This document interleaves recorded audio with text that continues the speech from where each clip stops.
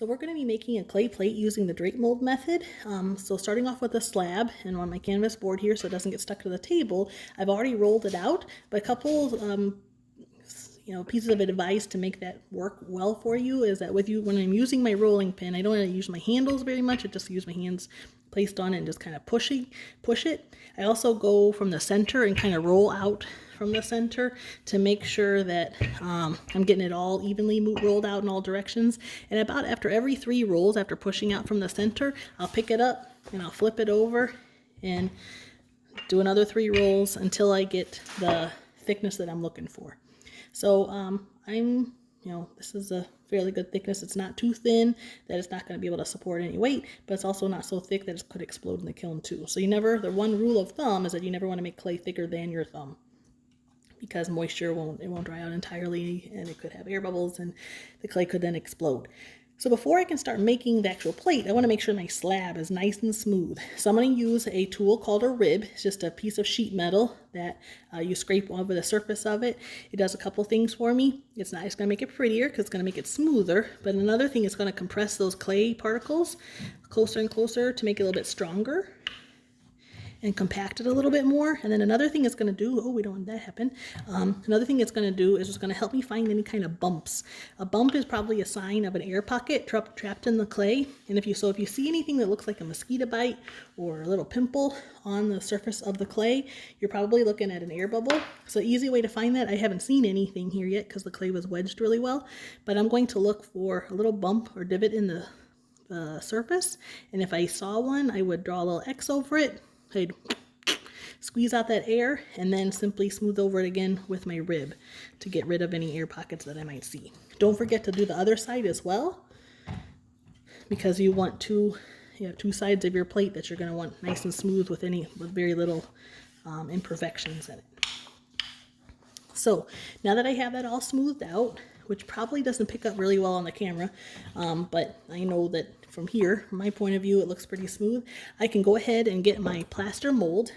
My plaster mold helps me create the form of my plate. It makes the little divot in the plate where the food's going to sit later. It also draws out the moisture out of the clay so that it can dry up a lot faster. And I can get this in the kiln a lot faster. So what I'm going to do is I'm going to pick up my slab and I'm going to place the plaster mold with the curve up, the convex part up, facing upwards, and I'm going to place that right in the center of my clay. And so I have enough to make my plate around it. And now I need to conform it to that mold so I get that nice divot in there. One thing I see people do a lot of times is they poke it into place and then you have these big divots in it. So instead, it's almost like you're tucking in a little puppy at night. You don't want to smother the puppy, so you just gently tuck it against the edge. I'm not tucking it up and under.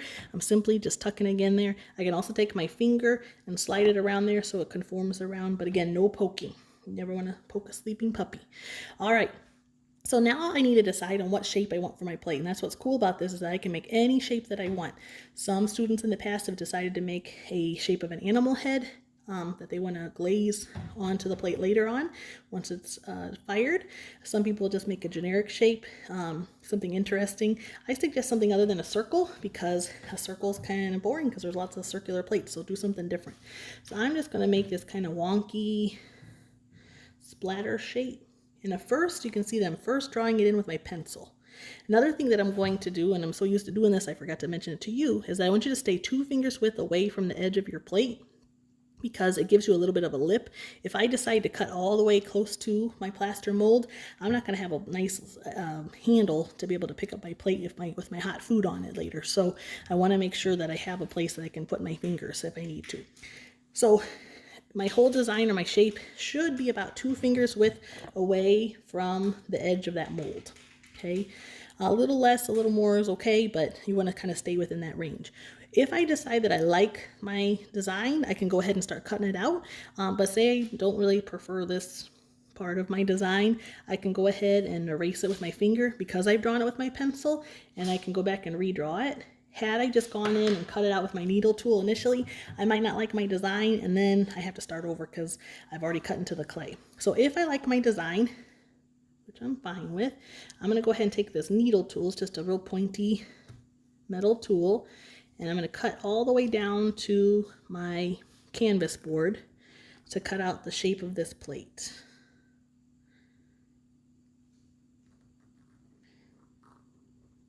Alright, so after I've cut out the shape of the plate, I'm going to take off my excess clay. This becomes something else in just a moment. You can see that after I've cut it out, this edge is a little raised, and right now it's soft. It's not going to hurt me. But after this clay gets fired, what will happen is that that'll be like the serrated blade on a knife, and it can cut up your fingers. I've been cut by many students' plates in the past. So for your sake, for your safety, and just to make it look more beautiful, you want to smooth that down. So I'm going to take my little sponge here and just simply glide it over the edge just to round down that little cut. I'm only going to be able to do the one edge this right now. When I turn the plate over later, I can smooth that other edge. Alright, so once I have that smooth, and I have a little mark here that I want to get rid of. Once I have everything smoothed out again, what I can do is start making the other feature of my plate, which is called the foot. The foot is that little raised part on the bottom of a plate. Gives it a little bit more stability and a little more height to the plate and a little more strength as well. So that's a feature that we're going to also add to our clay plate as well here. So I'm going to get this plate out of the way. I'm going to get myself a new canvas board, because we're going to make something that's called a coil. And a coil is used in a lot of hand building techniques in making things out of clay. So you'll probably use this again your 8th grade year as well. So with that extra clay that I had before, I just took a chunk of it off. And there's a problem with this, is that because I've gathered it all up from that wad from before, I've potentially trapped air inside of my clay. So like I said before, if there's air trapped inside the clay, it'll explode if I don't take care of it or don't let it release it out of the clay. So I need to do something that's called wedging the clay. So I'm going to wedge all this clay because it all needs to be done. And when you wedge the clay, it's almost like giving CPR to the clay. It's kind of popping all that air out of it. So with my hands here, I'm going to go ahead and I'm going to push. I'm going to stop and pull it forward. I'm going to squeeze in on the sides, and I'm going to push down.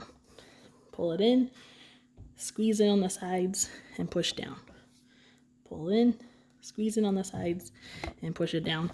And if you're doing it correctly, it kind of looks like a chameleon face. It has like little eyeballs here and a cute little nose and cute little lips, kissable lips right there. Now, if I've done that several times and several rotations of that, I should have squeezed all the air out of it. So I'm just going to take a pinch of that now. And if I notice that there is air trapped in there later, I can always kind of cut that part of the coil off if there's air. But to me, it looks pretty good because I don't see any air trapped anywhere. I don't feel any air squeezing out of it once I squeeze it, so I feel like I'm pretty good.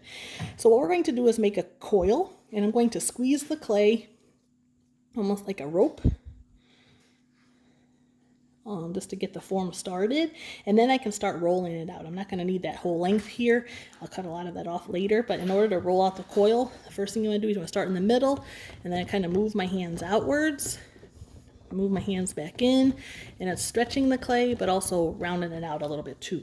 I'm trying to get it about the thickness of my pinky, so I have a little bit more length here than I really need, so I'm going to cut this down so I don't have to roll this whole thing. And the point is to not just rock it underneath your hands right here and just keep it. You want to go the whole length of your hand. So it should roll all the way down your hand and all the way back up your hand to make it nice and round and to stretch out that clay into that coil. And so you don't have any flat edges. So I'm getting close to the diameter that I'm looking for. Again, like I said, a pinky diameter. And I'm ready to start putting it on. So I'm probably going to only need this much. I'm going to go ahead and bring back that clay plate that I had before.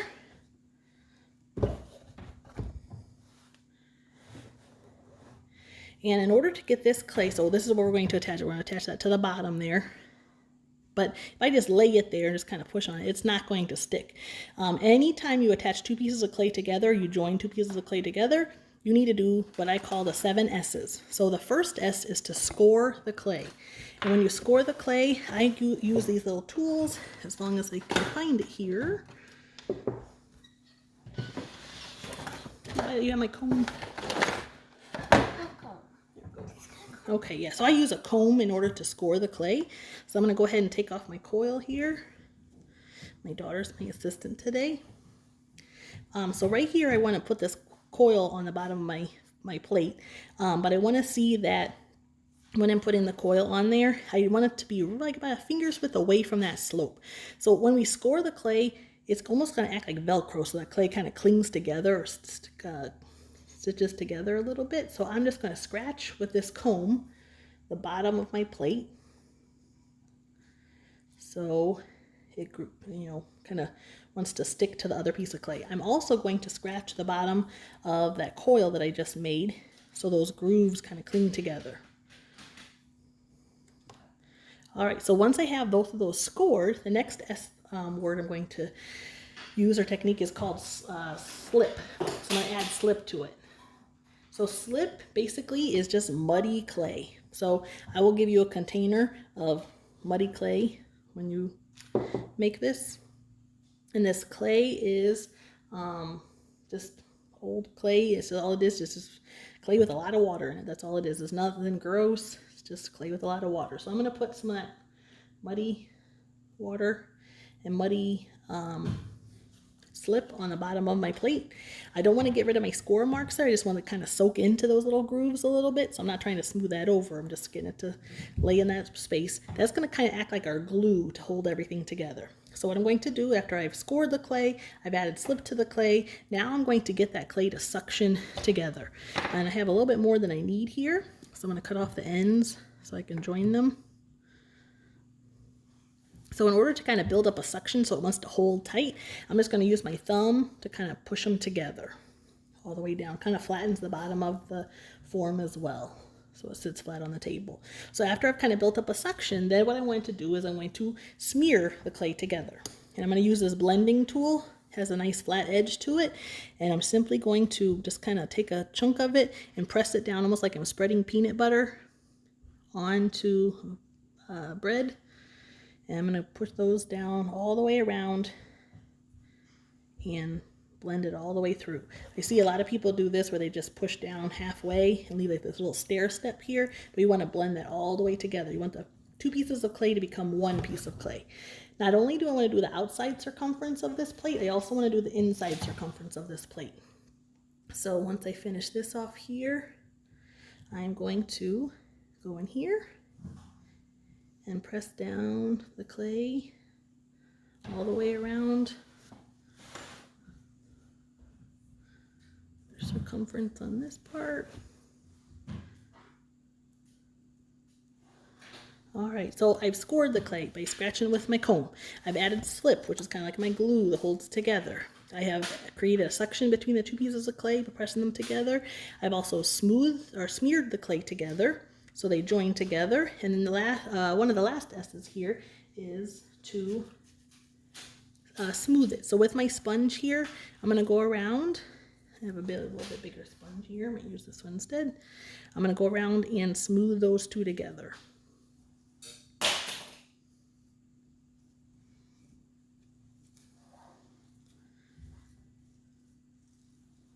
Your finger also works really well for smoothing as well, but this kind of gets those grooves kind of sanded down a little bit better with the sponge.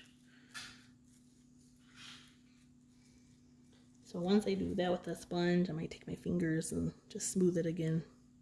It's kind of nice that my artwork can pick up some of my fingerprints too. So ages from now, people will see my fingerprints in my pottery. All right, so once that's all smoothed out, the foot is nicely joined to the plate. I always like to sign the bottom of it. Some people have cool stamps that they can use to do that. So after I've scored, I've added slip, I've suctioned them together, I've smeared them together, I've smoothed it, then I'm going to sign and then finally smile because I did a good job. So I will sign my name on the bottom of my plate. Simply your initials will work. A nice date is a good thing too. And you will have the start of a plate. So the next thing is that to dry out, fire it, and begin glazing. So I look forward to seeing anybody who would like to make one of these next year.